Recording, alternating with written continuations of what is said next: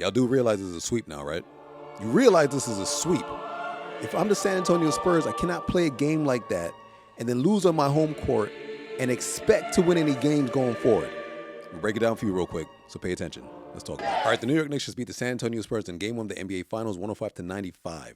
They shot 42% from the field and 31% from deep. Brunson led the way with 30 points on 12 for 31 from the field. Towns had 18 points and 12 rebounds and 7 from 15 from the field. And Anunoby has 17 points on 5 for 12 from the field. And Josh Hart had 15 rebounds, 1 for 5 from the field. So the Knicks won, and I'm very proud, but they did not shoot the ball well at all. But what do you expect? They were off for over a week after sweeping the Cavs. They were bound to come into this finals game being a little rusty and being a little off.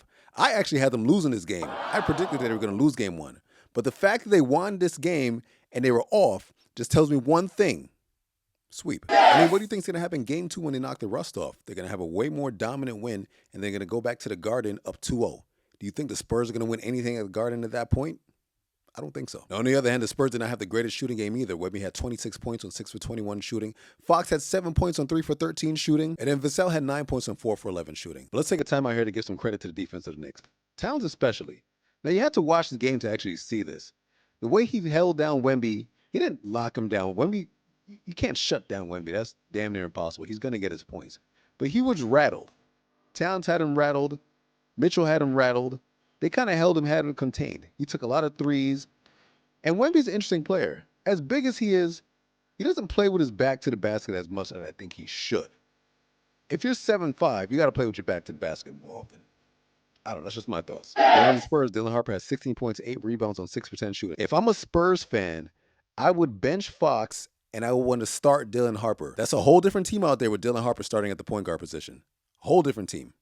But I'm not a Spurs fan. I'm a Knicks fan, so keep Fox in there. And I just got to say one more thing. Jalen Brunson, Karl-Anthony Towns, Mikal Bridges, Josh Hart, Mitchell Robinson, these guys, OG Anunoby, these guys, they're all in their prime right now.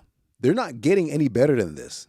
This is who they are. This is what you see. This is what you get. On the other hand, the San Antonio Spurs, Wemby, Harper, Vassell, Castle, Champagnie, they still have a lot of growing to do. A lot of growing. And they're going to grow and they're going to flourish. If that team does not win 3 titles in the next 10 years, get rid of the whole staff, fire everybody. Because that team is going to be a problem. They're just not winning this series against the Knicks. They got the Knicks winning game 2 in San Antonio, going back to the Garden and winning game 3. And then on Wednesday, June 10th, winning game 4, and all the New York Knicks fans destroying Madison Square Garden and the city of Manhattan in general. And it'll be a happily ever after for everybody. Go Knicks.